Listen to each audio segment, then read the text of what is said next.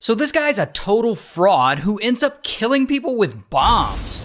Now the dude's name is Mark, and Mark, he's around 26 years old when the story starts, and he's living in Utah, and Mark really wants to make money, even if he has to scam people, and he realizes he can do that through forging documents. So one day in 1980, he makes a fake of an historical document from 1828 that was supposedly written by Joseph Smith, the Mormon prophet, and this document would be extremely rare to find.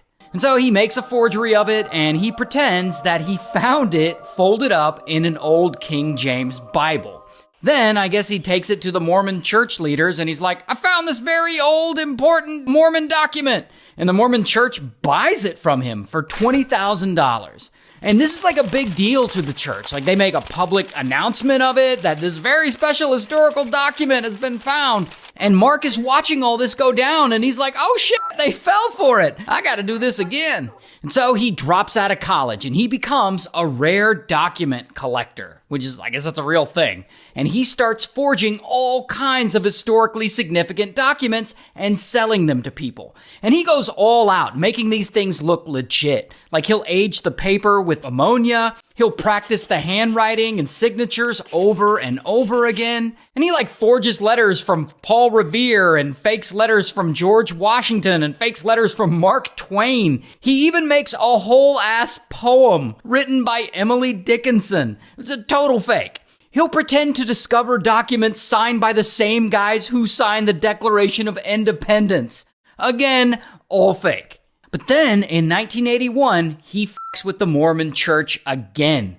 He goes to the church leaders and he claims that he found a letter that says that the long-dead founder of the Mormon church, Joseph Smith, actually designated his son to be the leader of the church and not Brigham Young. And this letter would ultimately sow division among the church and make them look, pretty bad.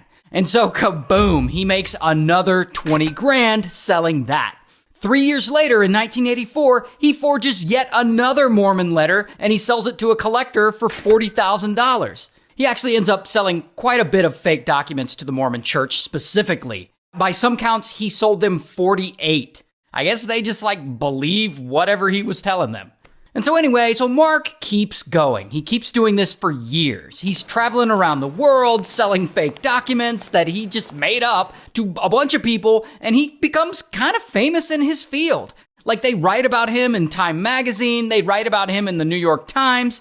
Plus, he's making lots of money from all this. And he's living a fancy life with nice cars and a nice house. And he's buying really expensive, legitimate first editions of books for tens of thousands of dollars each. He pays $22,000 for the first edition of Sherlock Holmes. Stuff like that. But here's where Mark starts to run into a problem.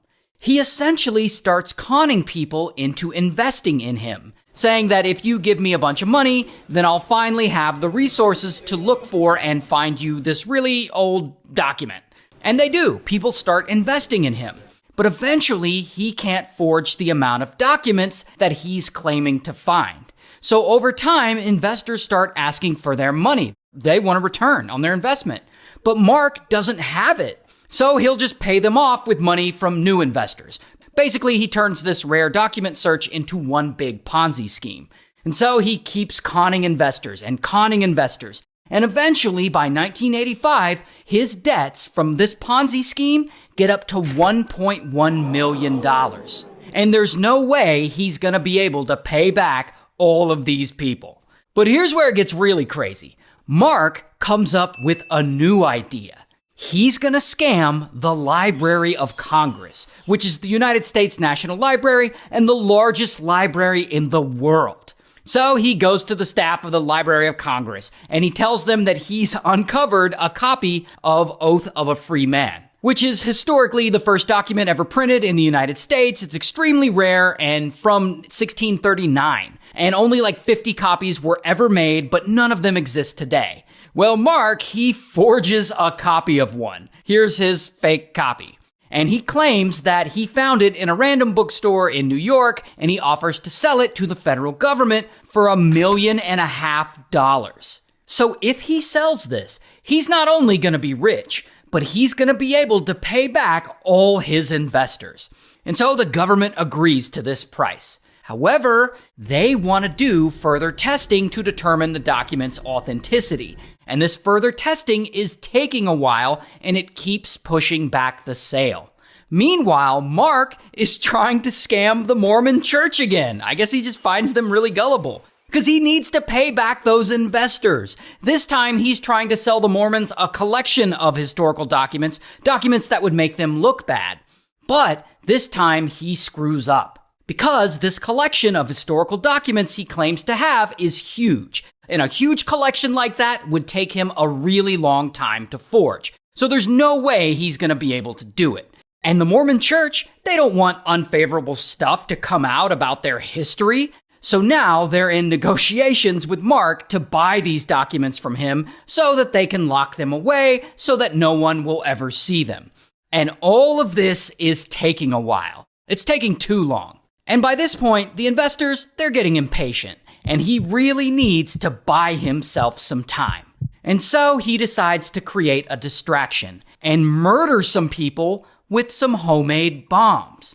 So he starts building some bombs, I guess, and eventually the day comes that he's supposed to turn over the documents to the Mormon church like he promised them, but he doesn't go turn over the documents. Instead, he puts on a hat and a Letterman jacket as a disguise, and he takes a package that has a bomb in it to another known document collector's office, and he leaves it at the door, and he leaves.